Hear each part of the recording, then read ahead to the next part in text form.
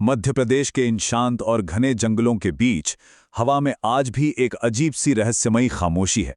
ये खामोशी सिर्फ पेड़ों की सरसराहट की नहीं है, बल्कि ये उन अनकही कहानियों की है जो समय की धूल के नीचे कहीं दब गई हैं। ये कहानी केवल एक पुरानी इमारत, ये कुछ तराशे गए पत्थरों की नहीं है। ये एक ऐसी रोंगटे खड़े कर देने वाली दास्तान है जिसमें बेनतहा प्रेम है, मातृभूमि के लिए दिया गया सर्वोच्च बलिदान है और एक ऐसी अटूट आस्था है जो सदियों का सफर तय करने के बाद आज भी जिंदा है। तो आइए आज हम और आप मिलकर एक ऐसे गहरे और सिनेमाई सफर पर चलते हैं जो इतिहास के पन्नों से निकलकर सीधे आपके दिल में उतरेगा। महत्वपूर्ण जानकारी प्रखर खींची द्वारा प्राप्त हुई है। इस विशेष ऐतिहासिक सफर में हम भारत के हृदय में छिपे एक ऐसे गुमनाम अध्याय को खंगालेंगे जिसकी गूंज आज भी इन वादियों में महसूस की जा सकती है। कहानी की शुरुआत होती है एक बेहद खूबसूरत और शांत जगह से। सांका, पार्वती नदी के निर्मल किनारों के पास बसा ये एक छोटा सा गांव है, राजगढ़ क्षेत्र के कोठरा से लगभग 5 किलोमीटर दूर। जरा कल्पना कीजिए, बहती हुई नदी की वो मीठी सी आवाज, दूर दूर तक फैली शांत पहाड़ियां और हरियाली से अटा पड़ा मध्य प्रदेश का वो अछूता परिदृश्य। ये जगह बाहर से जितनी शांत दिखती है, अपने भीतर उतने ही गहरे ऐतिहासिक रहस्य समेटे हुए हैं। ये नरसिंहगढ़ की वो पवित्र भूमि है जहाँ की हवाओं में एक अलग ही रूहानी और आध्यात्मिक ऊर्जा बहती है। यहाँ के घने जंगल सिर्फ हरियाली का प्रतीक नहीं है, बल्कि ये इस बात के गवाह हैं कि इस जमीन ने क्या कुछ देखा है। यहाँ आकर ऐसा महसूस होता है मानो समय की रफ्तार एकदम से थम गई हो। एक ऐसा प्राचीन वातावरण जो आपको खुद ब खुद ध्यान और शांति की गहराइयों में खींच लेता है। चलिए समय के पहिए को थोड़ा पीछे घुमाते हैं और चलते हैं 16वीं और 17वीं शताब्दी के भारत में। ये वो दौर था जब राजपूताना, आन बान और शान का मतलब सिर्फ शब्द नहीं बल्कि जीने का एक तरीका हुआ करते थे। यह युग अपने भीतर अनगिनत राजपूत सरदारों के उस अटूट सम्मान और शौर्य की कहानियां समेटे हुए हैं, जहां अपनी मातृभूमि और अपनी प्रजा के लिए हंसते हंसते प्राण न्यौछावर कर देना सबसे बड़ा धर्म माना जाता था। और इसी शूरवीर परंपरा के एक बेहद पराक्रमी नायक थे राजा संग्राम सिंह।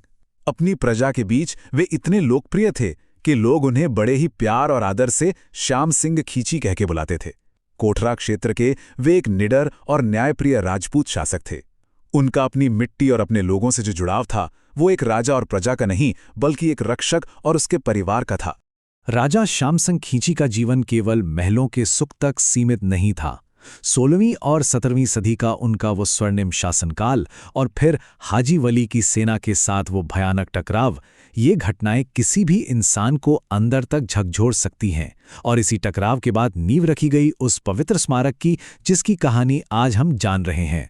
ये महज कुछ तारीखें नहीं है, ये एक वीर योद्धा के जीवन का वो सिनेमाई सफर है जो हमें उनके बलिदान के चरम तक ले जाएगा।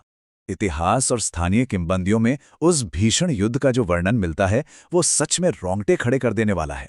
जरा उस रणभूमि के माहौल को महसूस कीजिए।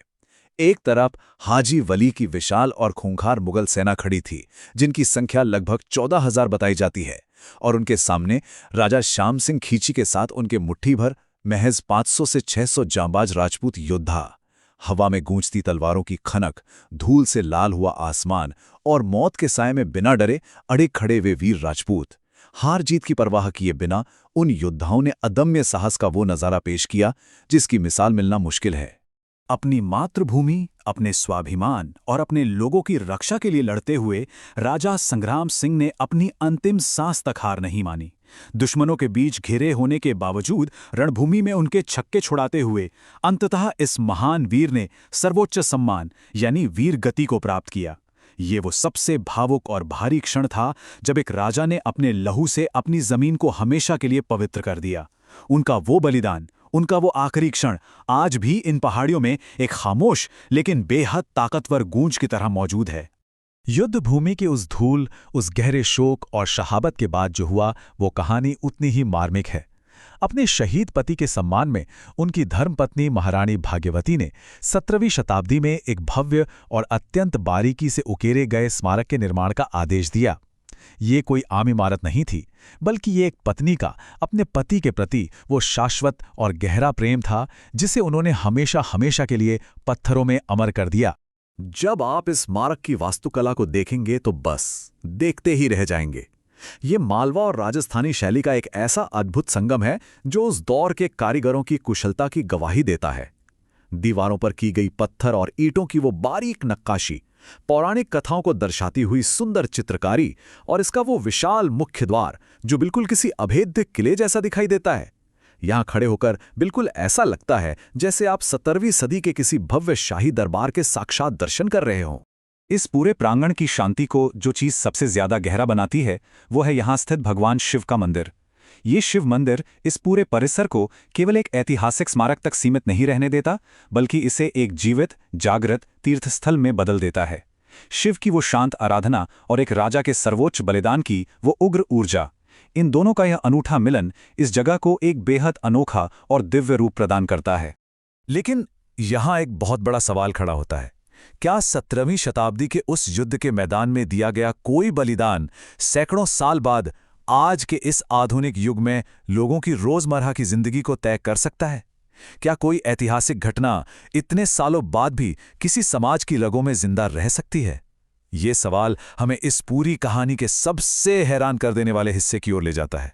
500। ये नंबर सुनकर आप शायद सोच रहे होंगे कि ये राजा की उस पुरानी सेना के बचे हुए सैनिकों की संख्या है, लेकिन नहीं, ये आज के इस आधुनिक सांका जागीर गांव के वर्तमान निवासियों की संख्या है। ये छोटा सा गांव और इसके ये 500 लोग इतिहास के उस गौरवशाली पन्ने को आज भी अपने सीने से बिल्कुल उसी तरह लगाए हुए हैं। आपको ये जानकर आश्चर्य है, उनके दिलों में अपने उस वीर पूर्वज के प्रति जो सम्मान और असीम गर्व की भावना है, उसकी कल्पना करना भी मुश्किल है।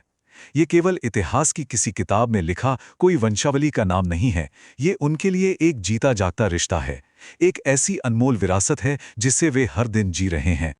और इसी गहरे गर्व और सम्मान से जन्म लेता है सांका जागीर का वो अद्भुत संकल्प। अनुशासन अपना रखा है। यहाँ शराब का सेवन और किसी भी प्रकार का मांसाहार पूरी तरह से वर्जित है। इस संकल्प की गंभीरता कितनी गहरी है, असीम सम्मान और श्रद्धा है जो इस गांव की मिट्टी में, यहाँ की आबो हवा में रची बसी है। ये परंपरा इतनी शक्तिशाली और आत्मा अनुशासित है कि अगर कोई व्यक्ति गलती से इस नियम को तोड़ता भी है या व्यसन का शिकार हो जाता है तो वो खुद अपनी मर्जी से गांव की सीमाओं के बाहर रहने चला जाता है।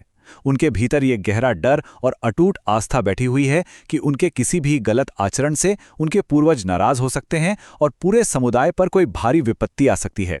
आज की इस आधुनिक दुनिया में ऐसा अनुशासन और ऐसी गहरी भक्ति वास्तव में हैरान कर देने वाली है।